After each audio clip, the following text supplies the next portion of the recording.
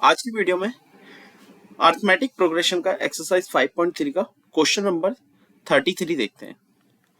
Question number 33 में क्या बोलते हैं, बोला है the sum of the first n terms of an AP whose first term is 8 and the common difference is 20 and is equal to the sum of the first two n terms of another AP or whose first term is -30 and the common difference is 8।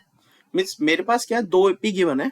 ठीक है, मेरे पास दो AP given है, तो मैंने क्या करा, सबसे पहले एपी वन के लिए बात करते हैं। एपी वन में मेरे पास क्या गिवन है, हमें बोला है कि sum of the first n term of an AP जो है, क्वेश्चन में क्या बोला है कि जो पहली वाली एपी है उसका सम ऑफ एन टर्म और जो सेकंड एपी है, सेकंड एपी सीरीज है उसका सम ऑफ टू एन टर्म, दोनों के दोनों इक्वल है। अब हम क्या करेंगे इस केस में, हम दोनों एपी में क्या करेंगे, दोनों का एस एन और इसका एस टू एन दोनों का अलग अलग कैलकुलेट करेंगे और फिर उसके बाद दोनों को इक्वल पुट कर देंगे। तो अब हमारा सॉल्यूशन का अप्रोच क्या रहेगी, जैसे हम फर्स्ट एपी में जाते हैं तो मैंने क्या करा, यहाँ पर मुझे फर्स्ट टर्म गिवन है, वो फर्स्ट टर्म मेरे पास कितनी है 8 है, और यहाँ पर कॉमन डिफरेंस कितना गिवन है, मुझे 20 गिवन है। हम क्या करते हैं, एस एन निकालते हैं। एस एन के लिए n बाई 2 होता है हमारे पास, ब्रैकेट ओपन 2a प्लस में n माइनस 1 इंटू डी और ब्रैकेट क्लोज। n बाई 2 मेरे पास एज इट इज आएगा, ब्रैकेट ओपन 2 a की वैल्यू हम लोग 8 पुट कर देंगे, प्लस में n हमें पता नहीं है -1 इंटू डी, डी हमारे पास कितना आ जाएगा 20 आ जाएगा। अब हम क्या करेंगे, इसको आगे सिंप्लीफाई करने के लिए हम सिंप्लीफाई मल्टीप्लाई कर लेते हैं, 8 टू 16 प्लस में 20n minus 20 and bracket close. अब n बाई 2 निकालते हैं, ब्रैकेट ओपन 16 में से 20 माइनस कर देंगे तो यह आ जाएगा 20n पहले पॉजिटिव एंड माइनस का 4 आ जाएगा। दोनों टर्म से हम क्या करते हैं, 2 कॉमन ले लेते हैं, क्योंकि बाहर 2 ही है तो हमने क्या करा 2 कॉमन ले लिया। तो यहां पर मेरे पास कितना बच गया, 10n माइनस 2 बच गया, और 2 से 2 कैंसल आउट हो जाएगा। तो इट मीन्स मेरे पास अगर मैं देखूं तो सम ऑफ n टर्म मेरे पास निकल कर आया यहाँ पर कितना, n ब्रैकेट में 10n माइनस 2 आया। ये मेरे पास क्या निकल कर आया, एस एन निकल कर आया। अब हम बात करते हैं सेकेंड टर्म के लिए, S2n के लिए। तो अब मैं सेकेंड एपी के लिए जाएंगे। सेकेंड एपी में मेरे पास क्या गिवन है, फर्स्ट टर्म मुझे गिवन है, फर्स्ट टर्म मेरे पास कितनी गिवन है -30, और इसी का मेरे पास कॉमन डिफरेंस भी गिवन है, वो है मेरे पास 8। अब हम क्या करेंगे, सम ऑफ 2n टर्म निकालते हैं।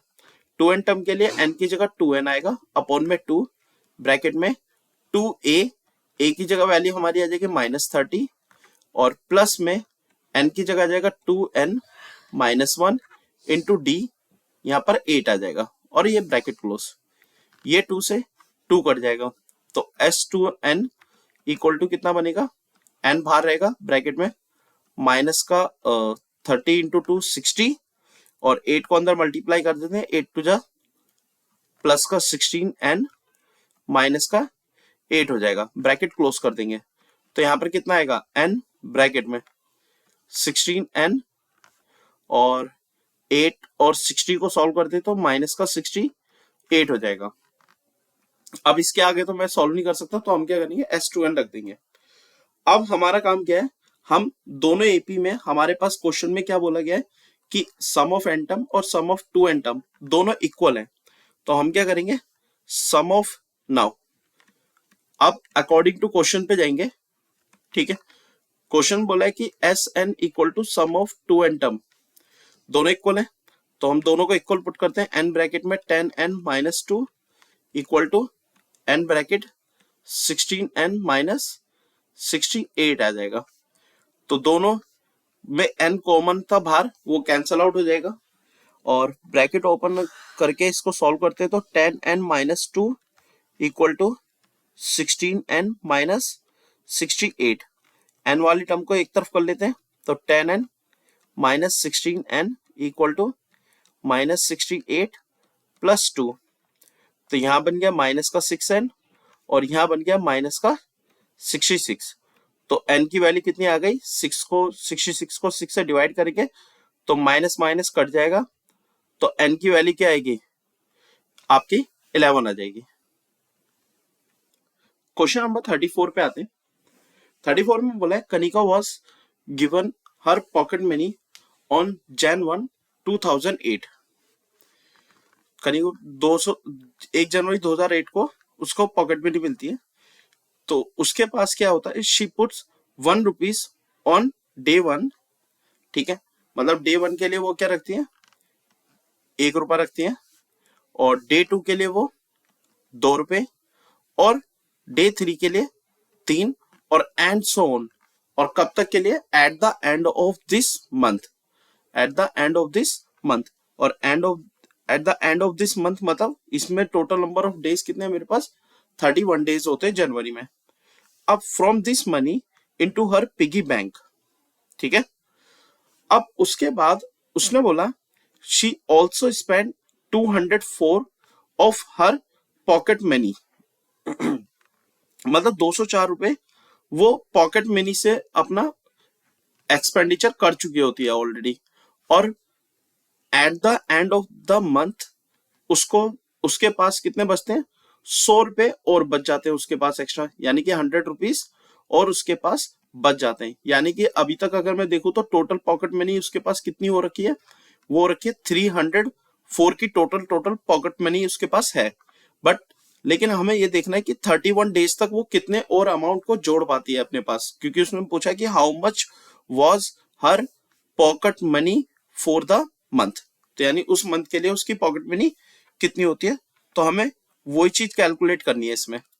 तो अब हम क्या करेंगे, इसमें सबसे पहले हमारे पास डे 1 डे 2 डे 3 के अमाउंट लिखे हुए हैं पूरे, और लास्ट अमाउंट भी गिवन है। तो हमें क्या निकालना है, सम ऑफ 31 डेज के लिए हमारे पास 31 डेज का सम निकाल लेंगे, तो 31/2 आ जाएगा ब्रैकेट में। इसमें हमारे पास क्या है, लास्ट टर्म हमें गिवन है, फर्स्ट टर्म गिवन है, तो डायरेक्टली क्या करेंगे, एन भी पता है मुझे 31 है, तो डायरेक्टली एस एन का फॉर्मूला हम लास्ट टर्म वाला फॉर्मूला यूज कर लेंगे, n/2 ब्रैकेट में a प्लस ए एन आ जाएगा।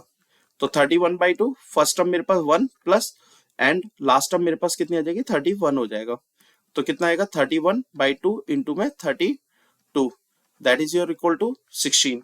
तो कितना आएगा, 16 1 जा 16, 1 48 और 1 496, यानी कि 31 डेज तक उसके पास कितना अमाउंट आएगा, 496 वो सेव करेगी। यानी कि अगर मैं टोटल पॉकेट में नहीं देखूं तो 304 तो था ही ऑलरेडी, और 496 और इसमें प्लस कर देंगे, तो that will be your 800 rupees, यानी कि टोटल पॉकेट मनी कितनी निकल कर आएगी उसकी, 800 रुपीज। क्वेश्चन नंबर 35 पे आते हैं। 35 में क्या बोला है, बोला Yasmin save 32 rupees during the first month, मतलब पहले महीने वो कितने रुपए सेव करती है, 32 रुपीज। उसके बाद 36 रुपीज वो सेकेंड मंथ में, ओके।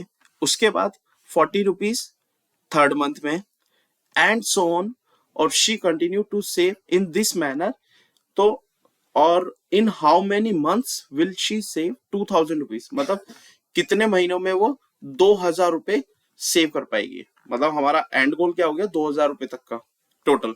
तो अगर आप देखोगे तो इस वाले केस में अगर आप देखो तो ये भी एक एपी की सीक्वेंस आ रही है, दोनों में जो डिफरेंस आ रहा है वो कितने का आ रहा है, कॉन्जिक्यूटिव टर्म में अगर आप देखो तो 4 का डिफरेंस आ रहा है, यहाँ पे भी 4 का, यहाँ पे भी 4 का, मीन्स फर्स्ट टर्म मेरे पास आ चुकी है 32, कॉमन डिफरेंस आ चुका है मेरे पास 4, और लास्ट टर्म मेरे पास कितनी आ चुकी है, 2000 आ चुकी है।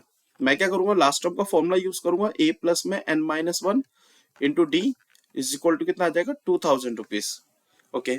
फर्स्ट टर्म मेरे पास कितनी है, फर्स्ट टर्म है मेरे पास 32 प्लस में n मुझे फाइंड आउट करना है, नंबर ऑफ मंथ्स को डिनोट कर रहा है, कॉमन डिफरेंस 4 आ जाएगा, that is equal to your 2000, and means n-1 into 4 यही रहेगा, और 2000 में से मैंने क्या करा, 32 माइनस कर देंगे, तो it means n-1 into 4 is equal to 2000 में से 32 हम माइनस कर देते तो आपका आ जाएगा 1968, means n-1 is equal to your 1968 divided by 4, 4 4 जा 16, 4 9 जा 36 एंड 4 2 जा 8, तो n minus n equal to कितना आ जाएगा 493 आ जाएगा, यानी कि 492 प्लस 1 कितना आ जाएगा मेरे पास 493, यानी कि 493 मंथ्स लगेंगे उसे सेव करने में।